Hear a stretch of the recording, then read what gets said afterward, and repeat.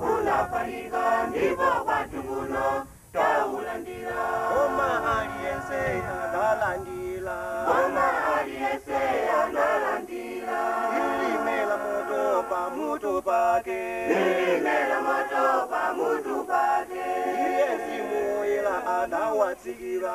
Iyezimu ila anawatsikira. Nawela chikondi choyaka. Nawela chikondi choyaka. Chiyambi chake cha mpingo wa Yesu Pentekosite. Pangono Pangono unafanyika ndipo watu